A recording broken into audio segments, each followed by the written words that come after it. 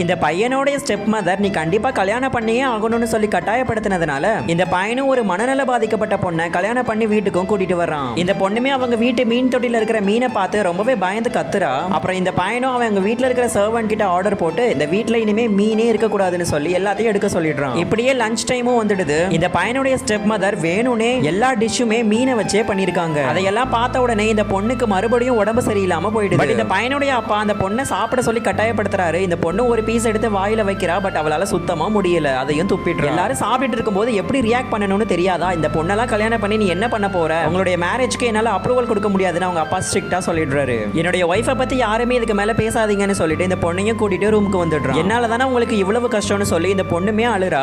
நீ எதுக்கும் கவலைப்படாத, உன்னை கடைசி வரைக்கும் நான் ப்ரொடெக்ட் பண்ணிக்கிறேன்னு சொல்லி இந்த பையன் அந்த பொண்ணுக்கு நம்பிக்கை கொடுக்குறான். மறுநாள் மார்னிங் இந்த பொண்ணை கல்யாணம் பண்ணிக்காதுன்னு சொல்லி அந்த பையனுடைய அப்பா ரொம்பவே கோவமா பேசிட்டு இருக்காரு. அப்ப அவனை அடிக்கிறதுக்கு சடனா கையும் ஓங்குறாரு. அந்த இடத்துக்கு வந்த இந்த பொண்ணு அவரை பிடிச்சி கீழே தள்ளி விட்டுட்டு அங்க இருக்கிற ஃப்ளவர் பாட்டையும் எடுத்து நொறுக்கிடுறா. இன்னொரு வாட்டி யாராவது என் ஹஸ்பண்ட் மேல கைய வச்சா அவங்கள சும்மாவே விட மாட்டேன்னு சொல்லிடுறா. இப்படியே இவங்களுடைய வெட்டிங் டேவும் வந்துடுது. இந்த பொண்ணு ரொம்ப சூப்பரா ரெடி ஆயிட்டா. பட் அந்த இடத்துக்கு வந்த அந்த பையனுடைய எக்ஸ் கேர்ள் ஃப்ரெண்டும் இந்த பொண்ணுடைய முடிய பிடிச்சி தரத்தரன்னு இழுத்துட்டு நீ இருக்க வேண்டிய இடம் இது கிடையாது, மென்டல் ஹாஸ்பிட்டல் தான், அங்க போன்னு சொல்லி பத்திட்டு இருக்கா. இதனால இந்த பொண்ணு சடனா அந்த பொண்ணை கண்ணத்திலே அடிஞ்சிட அந்த பொண்ணோட பேரண்ட்ஸும் அந்த இடத்துக்கு வந்துட்டு மென்டல் ஹாஸ்பிட்டல் இருக்கிறவங்களுக்கும் கால் பண்ணி வர வச்சிடுறாங்க.